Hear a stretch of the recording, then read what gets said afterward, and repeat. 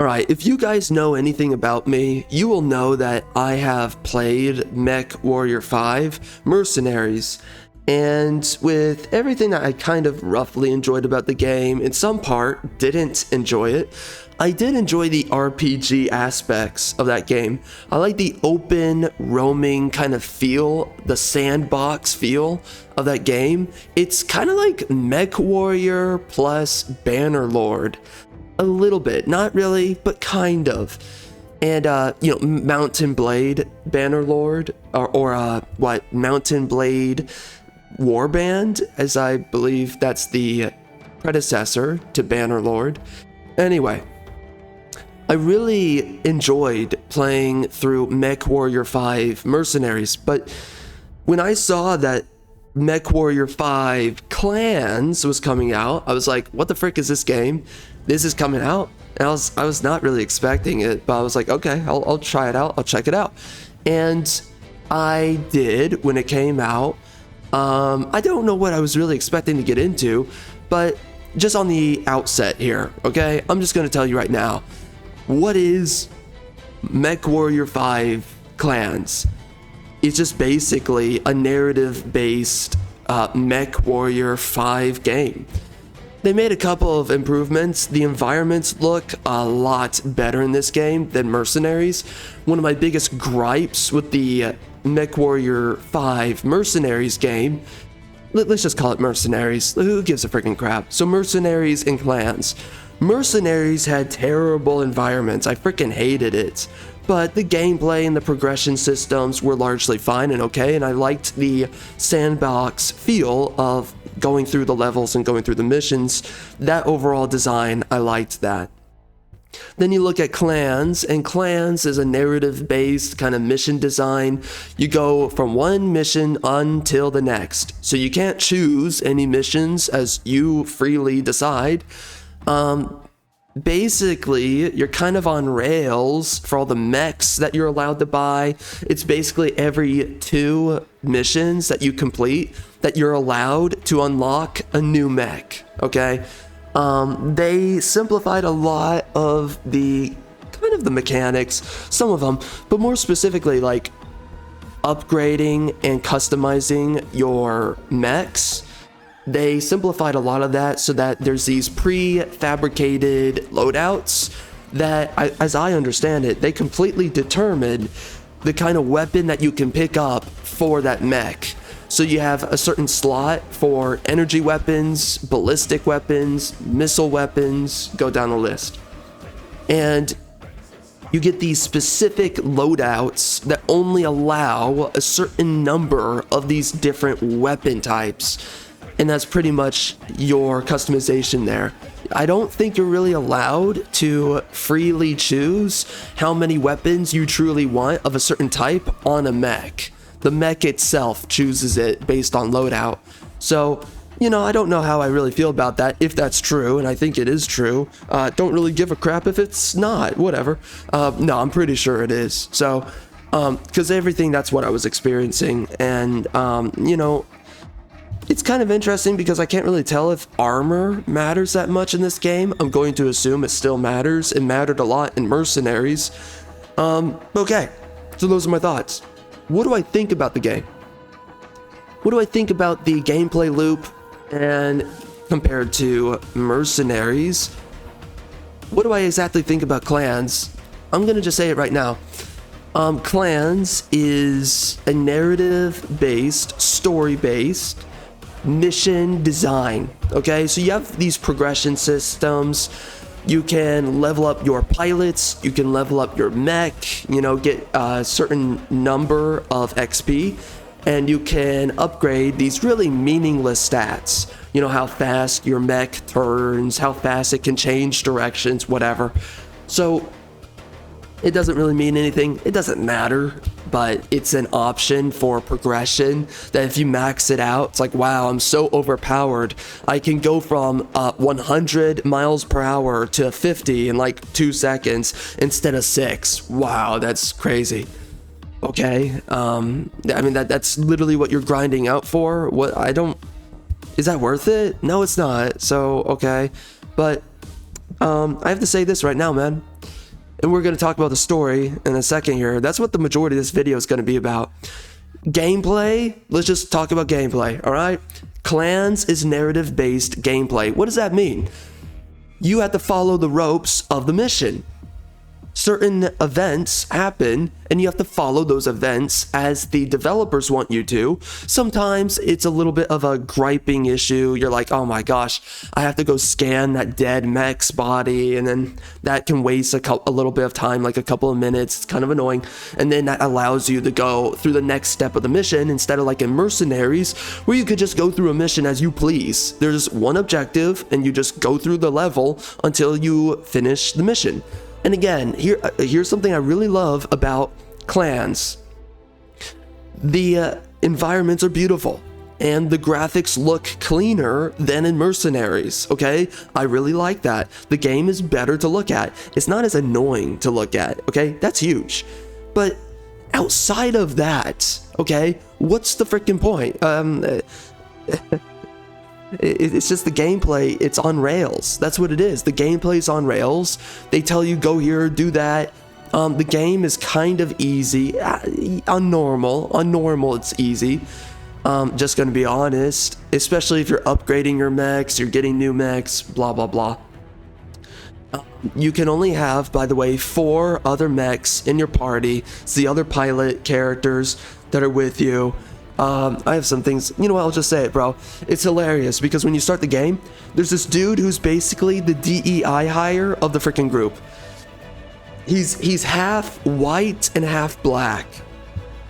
And you're like, why? And by the way, there's a white female at the beginning of the game that's a part of your crew, and she's with you for the rest of the game, but as far as I understand it, I think her name is Mia?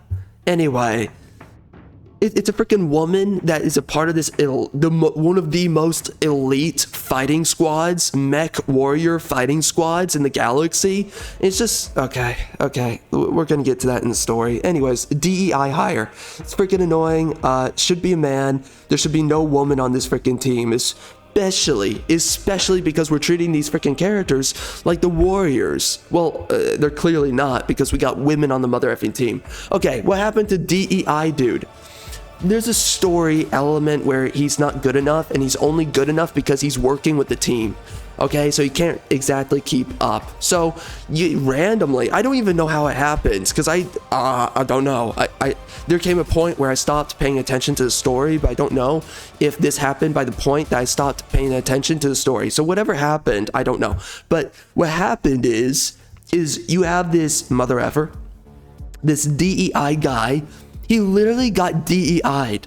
The DEI dude got DEI'd. What happened?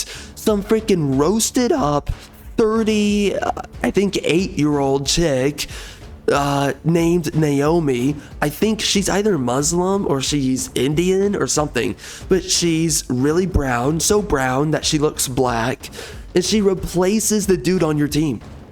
So the game, by the way, this guy is a part of the promotional material on the website and also for the game, okay? For Mech Warrior 5 clans. And they literally replaced the DEI dude who's half white, half black. He's there to just be DEI insert. And it's so hilarious because they literally in the game, they replace him. And I guess because he wasn't freaking woke enough. By the way, this game's absolutely ESG with the characters and the story. What the frick? And by the way, a game does not have to tell you it's woke in order to be mother effing woke. Anyway, so this guy got DEI hired, and then he got DEI replaced by a higher level Pokemon DEI hire. It's freaking unbelievable. So this Naomi chick, who's some freaking old or something like that, colored chick who I guess she's Indian or something, I don't know, but she replaces him and she just becomes a part of your team, and apparently she just knows everything. She's older than you and she's like, oh, you don't get it, kid, and blah blah blah. I don't give a crap, just screw off. You're freaking wasted. Wasted goods too, but okay. I don't know, man. I didn't like the characters. I just have to tell you that. And now let's just get into the mother effing story. The story's dog crap. The story's basically made for a bunch of liberal man children. That's number one. Number two, well, I mean, kind of. But really, what this story, as I was going through it, what it reminded me of is how a woman writes a young adult fiction novel. That's exactly what this game story is. Because all the characters and all the archetypes of the characters, they're basically petty, petulant children. They're all the best in the galaxy at their jobs. But it's like you have these freaking infantile archetypes and personality types for these freaking characters. By the way, the women are far more cerebral and logical and pragmatic than the men, and the men are far more emotional and erratic and despondent in behavior than the women. Gee, it's not like we've seen feminists write like this 1,000 times over, basically flipping, making androgynous the gender roles between a man and a woman, making the women more like men and the men more like women. It's freaking ridiculous. It's gay. It's retarded. I hate it. So here we are. I freaking hate it, bro. I don't know why they chose to do this with the characters, if I'm being honest with you, but this is exactly the type of bullcrap that we saw for a long time in a lot of young adult fiction in books, movies. Just remember 10, 15 years ago when we were getting movies like How to Train Your Dragon. You can go down the list, bro. There were so many young adult fiction stories, movies being made back then. And we were getting a lot of movies centered on that. I mean, Hunger Games was kind of like that. Twilight was kind of ish like that. You had tons. I mean, if you just go look through it, if you were there for it, you will remember it. Okay, you'll be like, yeah, dude, I freaking remember that. That was a fad. That's something that no one really does with storytelling anymore. You want to know what today the fad is? For one, of course, wokeness, DEI, dog crap. You know, let's make the character black. Let's make them Asian. If that's woke enough, but typically it's make them black, make them Indian, make them Muslim, make them, not right now Hispanic, but that's gonna come. The reason they don't do Hispanic though is they don't want to piss off people who are already pissed off that the Hispanics are coming into specifically America and they're just flooding that country. If they start putting them into your media, it's just gonna make people more angry. That's why they avoid it. But because black people have been baked into the population for so long of American culture, nobody really expects people to get that upset if you put in black characters into a story. So that's why if you're looking for ESG, you're typically not going to find a lot of Hispanic characters because everyone knows that there's just going to be a lot less vitriol if you put in black, even Muslim or Indian characters, because that's the less subversive demographic groups. So that's just what we all understand. That's what we all know. But regardless, they are absolutely pushing for this dog crap, and that's the trend of today: is make everything non-white, non-Anglo-Saxon, non-European. And I'll just drop it here, bro. Apparently a bunch of leftists now, this is something new. No one's ever spoken about this up until now. Now leftists are saying that Asians are European. I want that to settle in for you. That massive level of retardation. You have so many leftists now, they're making up this racial androgynism. And they literally even say that Asians have a basis in Africa or something like that, and specifically they're saying African populations, which I don't know what that means to them, but I'm gonna guess black people.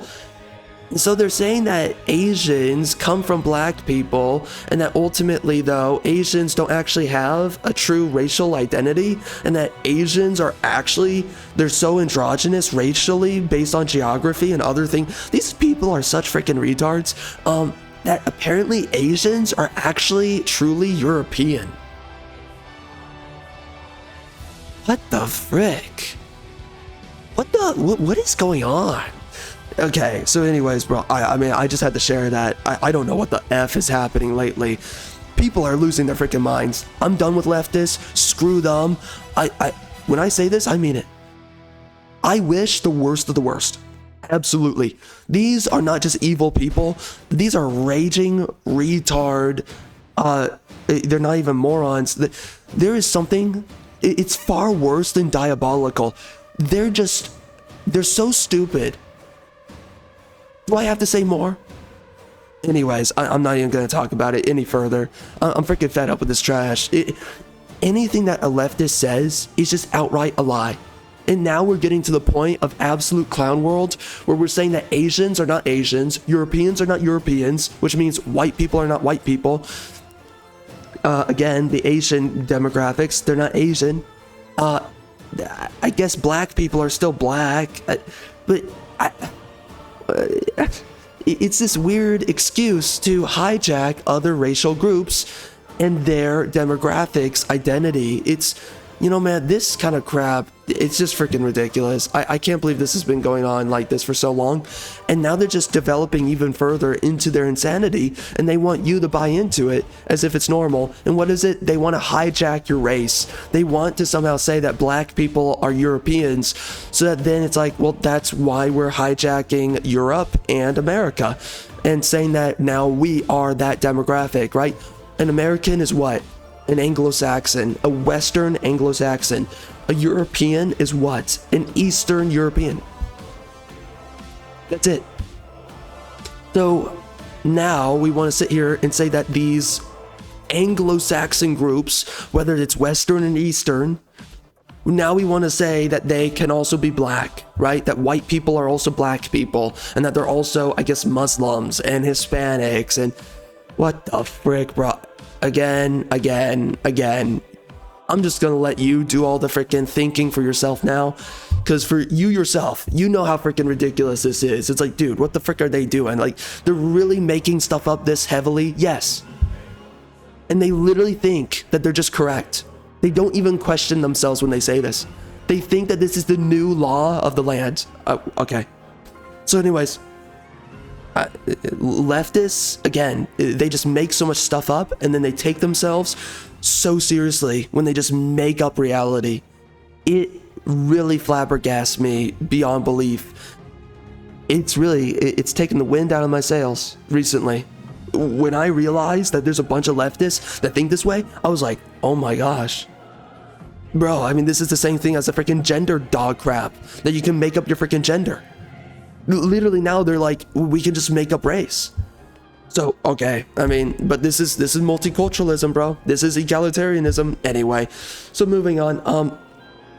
So you remember that, and by the way, another fad of today is what? Nihilism.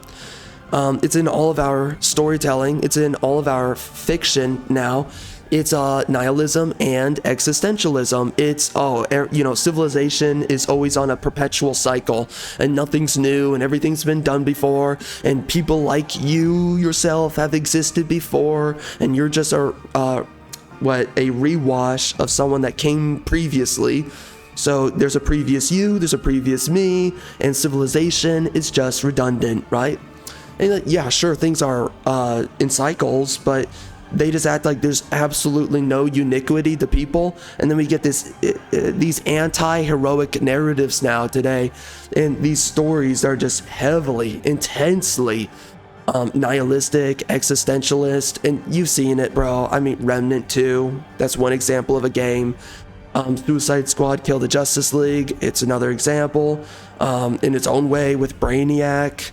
With that's what the multiverse is, by the way. It's an existentialist trope at this point, but we've seen this time and time again now.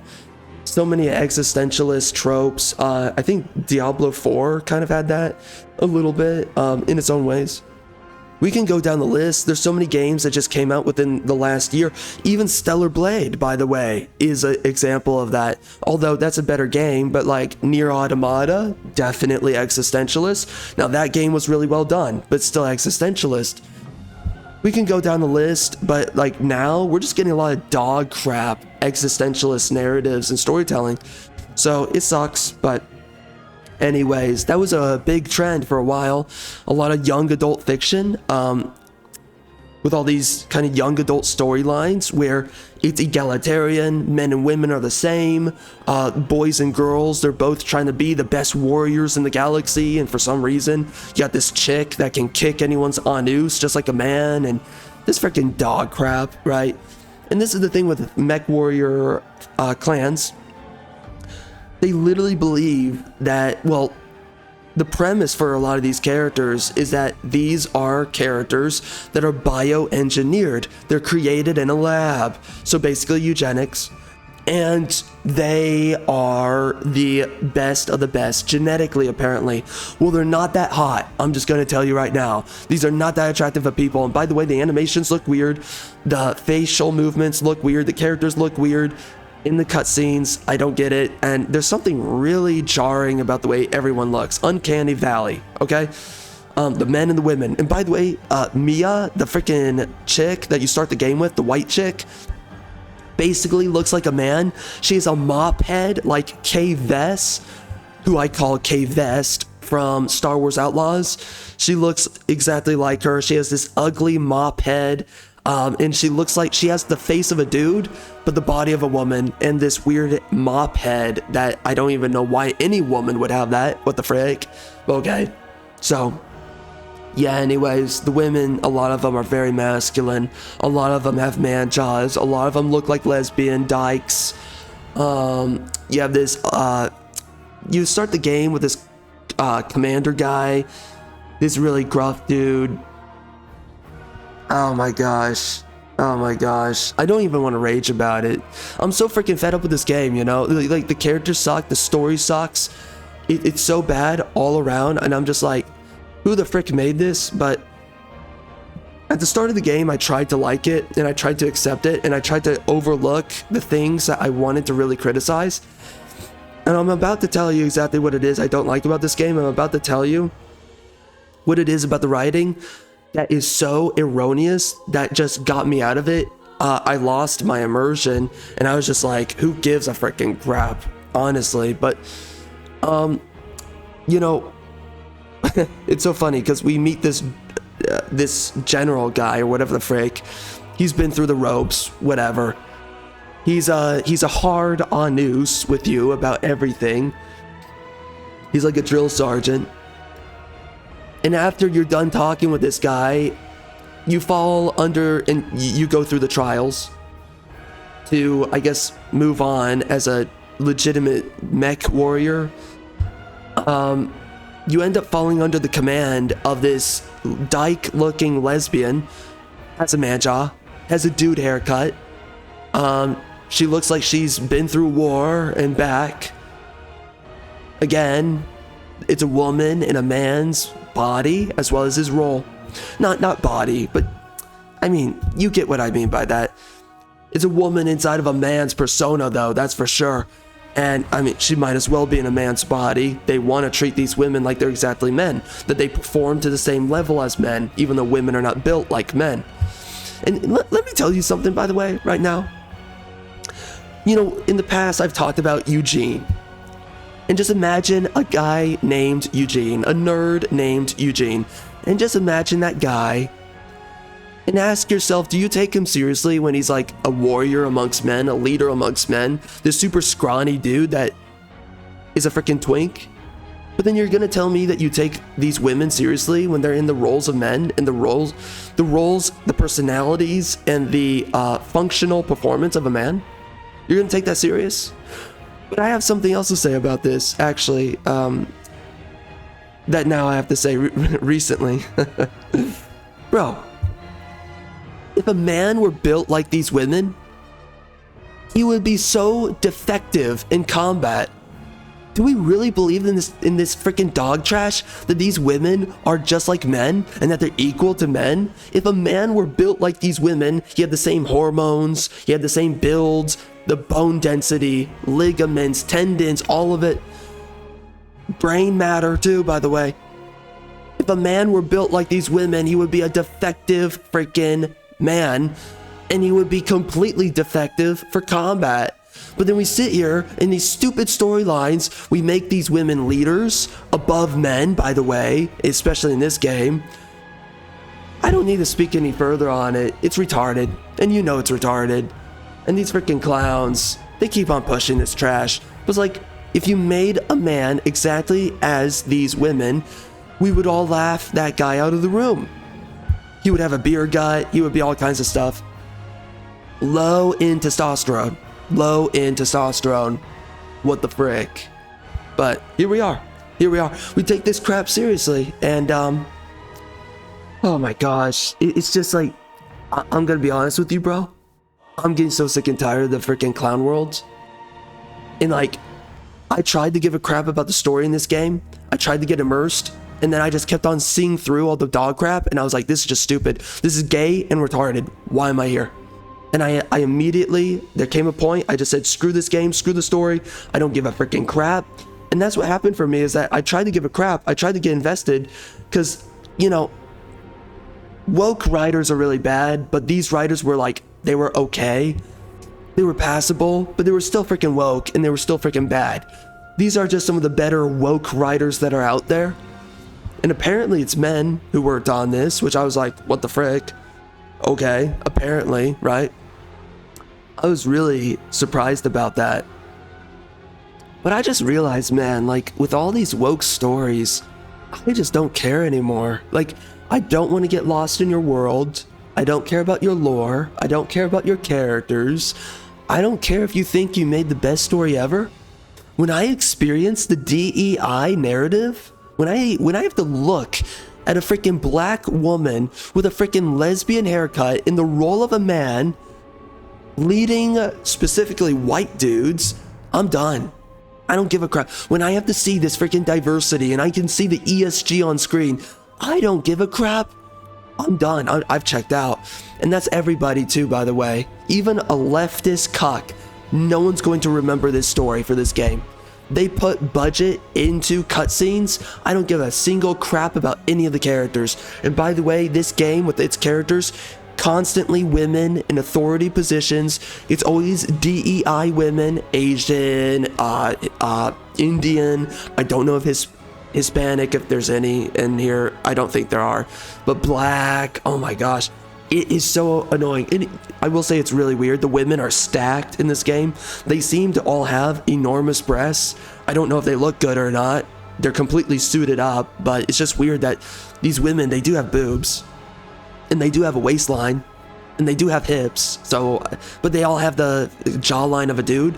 They're not really, they're not effeminate. They're not attractive. So I don't know, like, what's the point? Like, it would be way cooler in this game. I would love it if all of them dressed like a bunch of, what's the right way of putting this? Hookers. If they all looked like hookers, I would be like, oh, okay, I can sit through this, but they don't look like hookers, so I'm not really attracted to them, and I'm just not really here for it, for the story, for the game, So, yeah, I just wasn't feeling it. I wasn't feeling the characters. I wasn't feeling the women. I was like, frick, what the F? Like, I was sitting there and I was like, just end it. Just end it for me. Like, I don't want it. I don't want. And this is why, by the way, I mean, this is why everyone wants a eugenics future. And I mean everybody. Even though everyone wants to freaking moralize it, everyone wants everyone to be beautiful. Women want beautiful men. Let's freaking accept it. And then men, they want beautiful women. It makes absolute sense that everyone wants a eugenics future.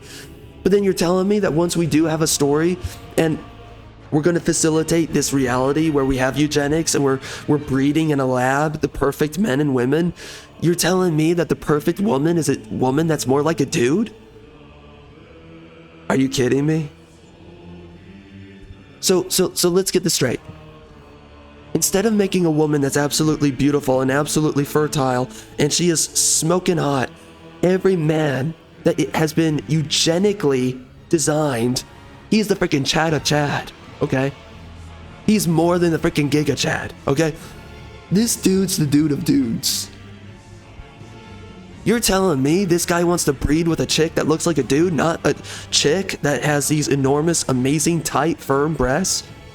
An amazing freaking anus, tight and perfectly proportioned, and a beautiful freaking waist and beautiful face and hair and all this stuff. You're telling me a dude's not trying to get with that? You're telling me instead a dude's trying to get with a chick that looks like a man? Or a chick that behaves like a man? That's okay. Okay, bro. No, just stop. So this idea of like a eugenics future and how we're just going to completely jury rig what it is a man or a woman wants, and specifically, I mean, a lot of the dude characters look like they have baby faces too, though. I don't know. Again, it makes no sense, and so I give up. I freaking give up on these characters. I give up on this game. I don't want to make sense of it. It's retarded, bro. So back to the previous point I was making, this game reeks of young adult fiction, fan fiction to some extent for like Mech Warrior. The masculinity, what's the masculinity basically facilitated as in the story? The masculinity of this game is how a woman looks at masculinity. The characters have this obsession with purity that no matter what your aspirations are, your goals, your dreams, I'm gonna become the best star commander in the galaxy, I'm gonna take on the enemy, I'm going to win for our freaking nation, I'm gonna freaking kick on news, I'm gonna do this, I'm gonna do that. Then the general just sits there and says, yeah, everyone says that. Yeah, everyone tries to do that. Yeah, everyone dies before they live up to that potential. Yeah, everyone. It's this constant demoralization, like, yeah, get off the pedestal. Yeah, stop dreaming. And I hate it. It is, how did I put it? I think I said it's passively passive-aggressive. It's this, like, weird, like, it's always there, even when they're looking at you. Every character, whether it's a man or a woman. And they tried to use this really masculine old guy at the beginning of the game to really use as a masculinity vessel, who's really just a feminist caricature of like the man who's gone through it. He's done it. He's the man that became, and you're the man that's becoming. He's supposed to be there to just temper down your aspirations and tell you that you're insignificant, and that's your drill sergeant, that's your boot camp, is get it together, brother, you're not important, and you're never going to be, and you're gonna die very soon in your life because you're a warrior, and other warriors, they're not that important. Even though these are the best of the best, they're the best of their class, everyone else got wiped out except you, so it makes absolutely no sense, because it's like, and by the way, the characters in this game, they act like petulant children. You want to know why? Because their freaking authorities treat them as children, even when they're the best of the best. They're better than everyone else. They were designed in a lab to be the best of the best of the others designed in a lab. But then for some reason they're being talked down to by their authority figures. Of course they're going to be despondent. Of course they're going to be petulant. You don't have any respect. As an authority, you don't have any respect for your subordinate. These are literally warriors going out onto the freaking field, the best of the best, and you're gonna just trash them? Literally, the women who are your freaking boss babes, who are commanding you throughout every single mission, the white one who looks like a freaking man, and the black one who looks like a freaking man, she screams and she roars in combat like a man. You know, she's always angry and she has a freaking bloodlust like a man. Jeez Louise, this chick she has the testosterone of a freaking man. What the frick happened? Again, eugenics? Question mark? So the perfect woman is basically a dude? Has the temperament of a dude? Okay, what? Okay, somehow the perfect woman is not the woman that is just perfectly effeminate. No, it's the woman that's perfectly masculine. Get the frick out of here. Oh my god, bro. Anyway. So, you're being commanded by these women, though, like the freaking white guy that they use as the vessel of like supreme masculinity through a feminist lens. He's just done away with. He doesn't show back up, like, ever. And it's so crazy because it's like, all the characters are treated like children, so of course they're going to be despondent towards their authorities, because their authorities don't respect them no matter how much these mother effers try. And I have to say this. It is satanic to have an obsession with purity. I go through this when I was playing the game, and maybe I'll leave it at the end of this video, actually. Me going through all of it. Maybe I will, actually. I might leave the entire conversation I had around this. I might leave it in this review. We'll see about that. Or I'm going to make it a separate video. I don't know yet. But regardless, I'm just going to fast track this with you, because I talked about this for, I think it was 1 hour and a half that we talked about this. So I go through all the layers when we spoke about it, but I'll just go through it quick here. the characters, the authority figures are like women. They're obsessed with purity. Women are obsessed with purity because they don't understand what it takes to become. They don't understand what it takes for a man, the sacrifices it takes to be absolutely excellent and to be the supreme of supreme. And they don't understand that along the way of becoming superior to other men, you must fail, and you will fail. Women do not understand this. This is why women, they never become great entrepreneurs. They never become great innovators. No matter how much in modernity we try to fake women's successes, which we do this all the time, no one wants to pay attention to it. I could go down a list. I don't give enough of a crap. So anyways, we fake it all the time. Women will never be great intellectuals, philosophers, scientists. Never, ever, ever. Replace every single woman with a man and you'll have way better work being done. But nowadays we are a kakistocracy, not a meritocracy. Keep that in mind anyway. So that's what we have here, though, is a feminine frame of looking at excellence. And I was getting this really nagging feeling as I was playing the game. I hated the characters. I hated the way that they looked at masculinity. It was rubbing me the wrong way. I was trying to respect it. It's like, oh, right. It's like no matter what it is you aspire towards, you're never going to be good enough. But it's like this obsession with purity is literally a satanic notion. It's a satanic driver. You want to know what's divine? You want to know what is of divine masculinity? It's an absolute spirit of endeavor and perseverance. Go look through the Bible. Samson, Job, whoever else. I mean, Moses. You can go down the list. There's a bunch of men in the Bible, specifically the Old Testament. You can look at these men's stories. You can look at their lives. You can understand something very quickly. Your pursuit of divinity, of celestial let's say virtue and ideal, it does not necessitate purity in any stretch of the imagination. In fact, it does that. Instead, it's actually the absolute opposite. You as a man, you are going to falter, you are going to stumble, you are going to have a hard effing time when you strive for something great. When you try to overcome yourself and become the ideal, you are going to have a tough time. You are going to fail. What denotes a great man is not his purity, his inability to fail. No, it's how he perseveres despite failure. It's how he pursues his excellence, his virtue, despite failure.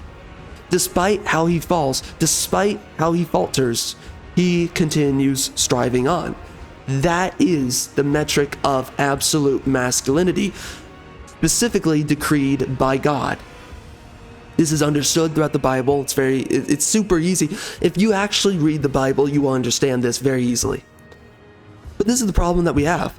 These are Satanists.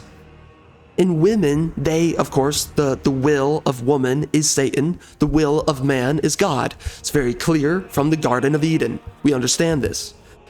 Anyway, and we see it to this day. But that's why women have an obsession with purity.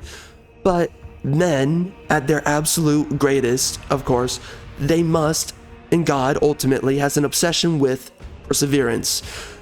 To embody true masculinity is to have an obsession with perseverance. And this is why I hate the characters in this game. This is why I hate the writing in this game. The way that they look at you. They treat you forever as an infantilized child. And by the way, women, they can never become. So, of course, they're going to look at you as a child in this way, and they're going to look down on you. Anyway, by the way, I go deeper into this, but whatever. During the time that I was playing the game talking about this, but I'm just brushing this with a swathing comb or whatever the frick, okay?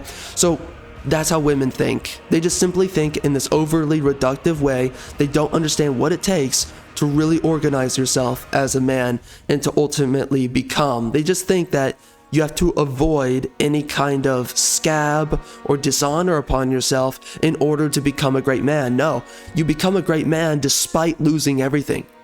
And this is why, and I was talking about this when I was playing the game, especially when I was talking about this topic here, I was talking about how much I love Space Marine 2.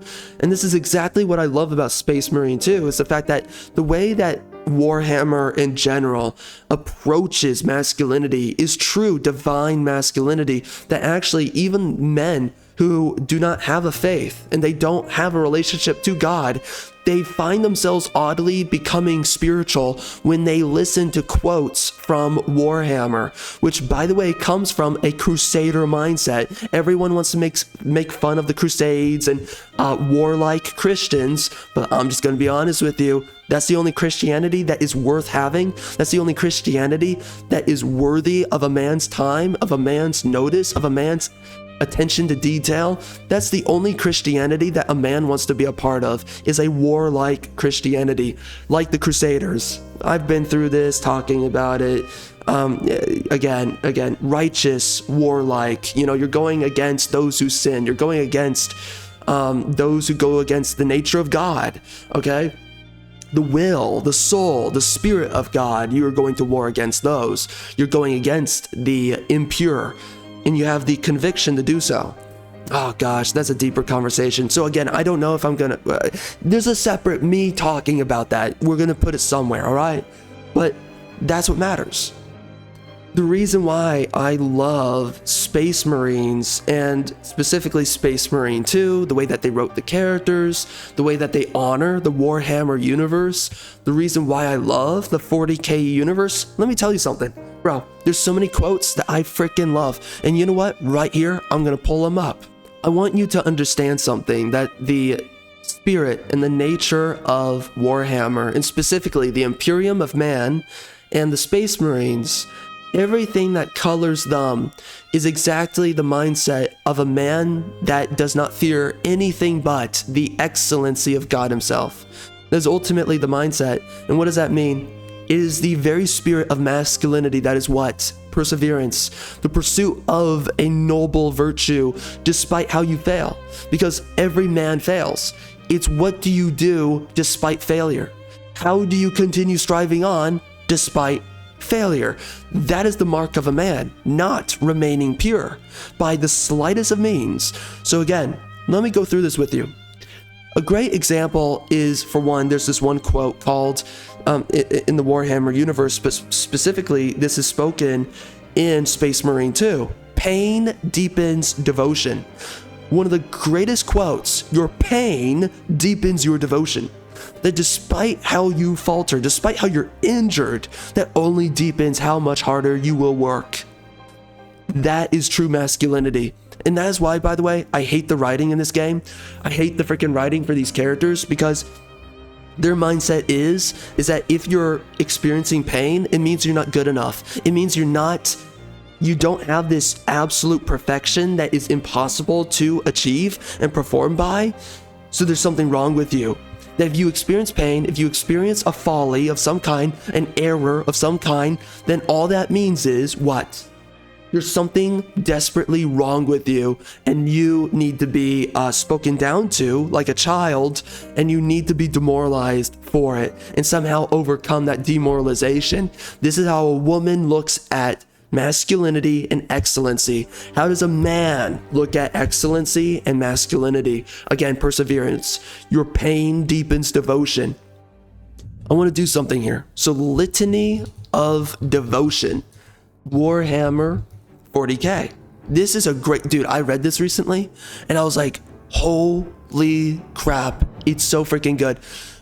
Where is it? I can't find it. Is this it right here? This is the wiki. Let's let me look through this real quick. Okay, so I'm gonna be honest, I was looking around, I can't find it, but anyways, you got some quotes here. So like, speak the truth even if your voice shakes. That's just like, even if your voice falters, you speak the truth no matter what. That's something, again, it's just a masculine mindset. We've got oh shoot, hold up. Right here we have the camouflage quote. I love this one. Camouflage is the color of fear. I have no need to hide from my foes. I have no fear of death. My colors I wear openly. They proclaim louder than any words. I am proud to live. I am proud to die. So again, you're not afraid that no matter what you fight for, you're not afraid of the ultimate defeat that is death, right? And that is something that this game kind of looks down upon, especially with the characters, is that if there's any kind of threat of death upon you, then there's something wrong with your excellency as a warrior. No, instead in Warhammer, it's no matter what, even if you were to, there's quotes for this, by the way, I can't find them right now, but it's even, I think for the Mechanicus, I forget who, but despite even your death, you are still obliged in your duty, and you're still honored as well in your duty. That even though you are defeated in battle, there's still a duty and an honor to yourself as a man. Oh, dude, dude, this is hilarious. I was looking around for other quotes, and I found this one actually. The warrior who acts out of honor cannot fail. His duty is honor itself. Literally, this is, by the way, what I was just talking about, and it's right here. There's a quote for it. Even his death, if it is honorable, is a reward and can be no failure. For it has come through duty. Seek honor as you act, therefore you will know no fear. Again, like, this is the mindset that no matter what befalls you, even your own death, there's still great honor as you continue to aspire on as a perseverant warrior. And this is what I love about Warhammer, is that it is proper masculinity with an absolute understanding of what it, oh, holy crap. Oh, wait, is this where I found the other quotes? I don't know. I'm gonna look through.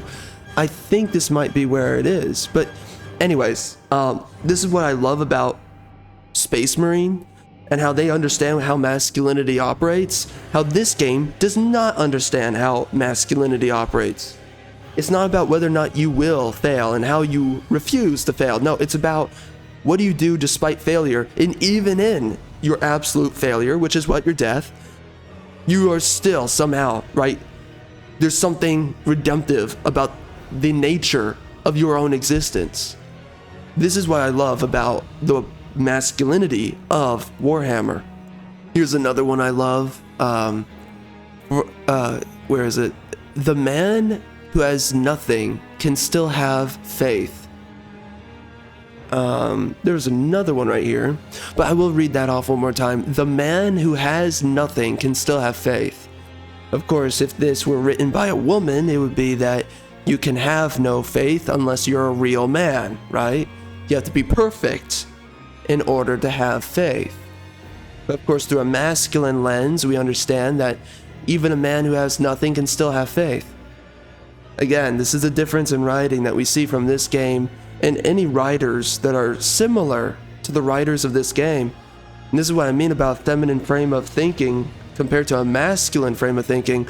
Bro, I love how, for the longest time, I've loved a lot of Warhammer quotes, but then when I played Space Marine 2, it just won me over with the way that the characters, how they speak, how they communicate to each other, the way that they share their minds, how the men, it's not right. When Titus is asking for troops from that commander guy, right? If it were written by a woman, it would be, okay, I need you to go do this mission. It's like, well, I need 5 men for that mission in order for us to do it. And it's like, why do you need 5? How can you not do it on your own? Are you such a faulty soldier that you can't just go Rambo on an entire battlefield? What's wrong with you? That's how a woman would have wrote it. However, how a man understands it and how a man writes it is, okay, you need 5 soldiers. I can only spare you 3 or 2. And that's a lot of the time, of course, that's what he says in response to Titus. I forget the guy's name, but the commander dude that you're talking to. But it's this accommodation on your lack of resources, and it's like, well, I can't give you everything, but I can give you a little bit of something, and you're gonna have to persevere to overcome this this great challenge, right? Or I can provide to you, but still gonna be difficult, right? Regardless, it's about perseverance, and ultimately, no matter how difficult the whatever it is that stands before you, you fight and you never give in until you either die or you're victorious. All right, love of God, man. I did some digging around and I finally freaking found it. So here we go. Here's another one. So the litany of protection for the faithful imperial citizen. Now this is different than one of the previous examples I was talking about. But again, this is about, despite how you falter, you still persevere on and that you don't give in. And it's not about your purity, but instead it's about the merit of your perseverance. So here we go. He who dwells in the shelter of the Emperor will abide in the shadow of the God of mankind. I will say to the Emperor, my refuge and my fortress, my God in whom I trust. It's so funny, bro. I mean, Warhammer's just basically like a modern day rendition of the Bible. Let's just be honest. Anyways, for it is he who delivers you from the lies of the heretic and from the deadly pestilence. He will cover you with his armor and under, so again, you have no armor, but he will cover you, right? He will come halfway for you. And under his throne may you, may seek, that was a typo. And under his throne may you seek refuge.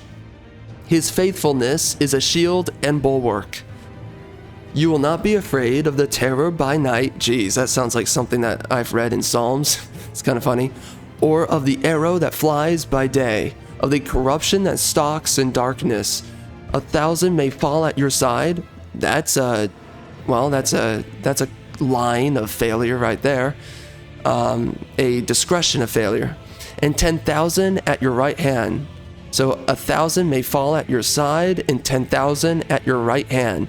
So no matter how many of your fellow kinsmen or brothers die beside you, you will still slay and you will still attempt to overcome and maybe even outslay the enemy despite your own death. Again, this is the kind of masculinity that when I hear this crap, I'm like, that's freaking it, bro.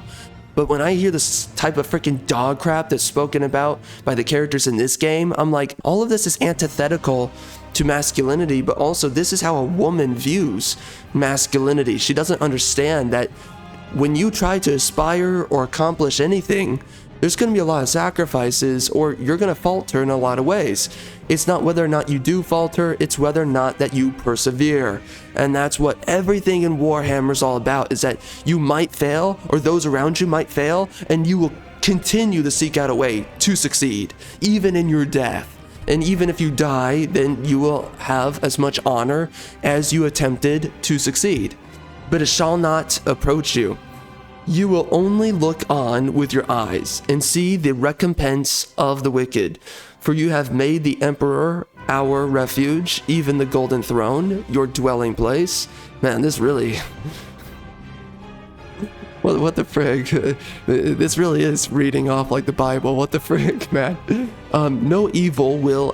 but that's the thing. That is what masculinity is the Bible. This is what for generations, throughout multitudes of civilizations, they've understood that masculinity, the blueprint, let's just face it, especially in the modern world, is the Bible. And when you pick up something like 40K, there's a lot of stuff written in 40K that's basically just... it's riffing off of the freaking Bible. Let's just freaking face it. But you read this kind of stuff and you're like, that just fills me with like a weird fervor. Like, I want to freaking fight for these guys. Like, I want to freaking die for the Imperium of Man. Why is that? These guys aren't even, this isn't even the actual Bible.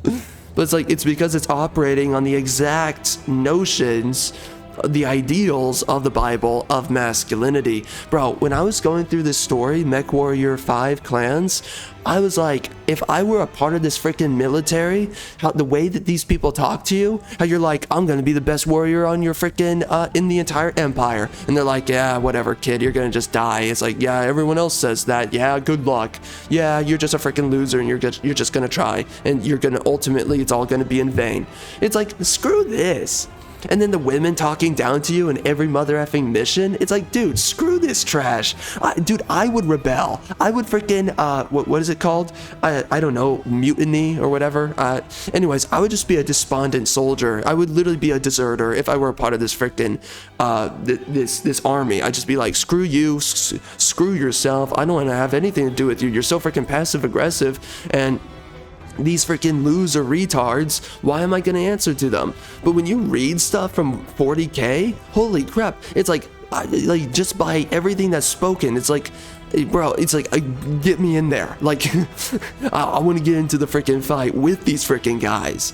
It fills you. It fills your spirit with like the spirit of war, right? And battle and endeavor. You don't want to give up, no matter what it is you're going after, no matter how great of a height it is that you're wishing to achieve. You will do nothing to give up, and you will do everything to succeed. This is what I'm talking about, man. It's so well made. And this is what true masculinity looks like when you read something like Warhammer 40k. So anyways, what else is spoken here? So, blah, blah, blah. See the recompense. Okay, you will only look on with your eyes and see the recompense of the wicked.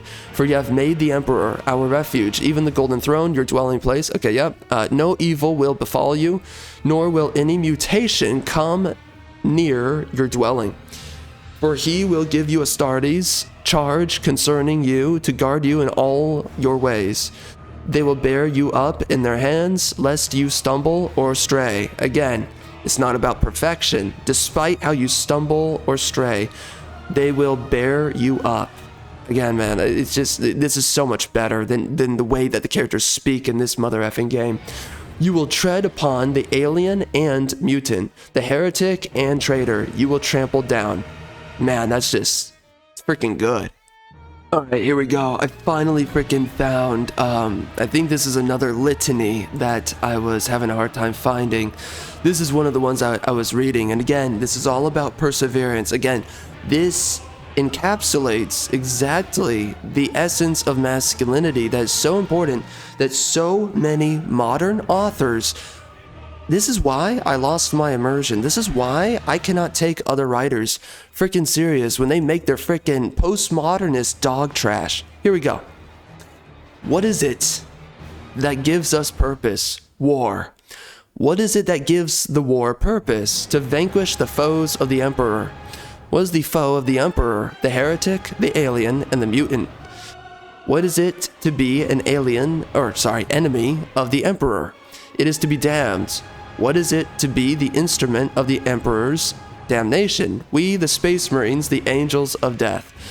What is it to be a Space Marine? It is to be pure, to be strong, to show no pity, nor mercy, nor remorse.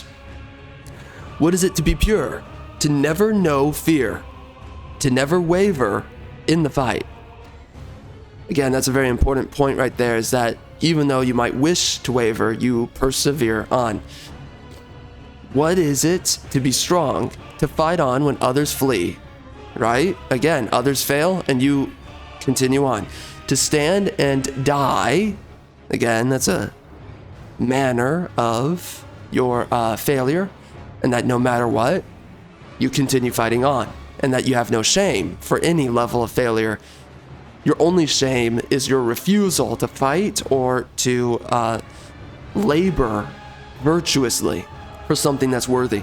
So anyways, to fight on when others flee, to stand and die in the knowledge that death brings ultimate reward. What is the ultimate reward? To serve the Emperor. Who do we serve? We serve the Emperor and the Lion, and through them we serve mankind.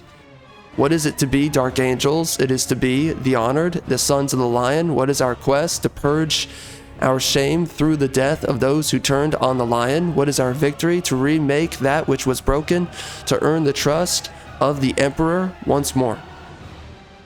What is the fate of the fallen? We hunt retribution and death. Be pure in mind, body, and spirit. As the water flows over you, let your hate flow through you.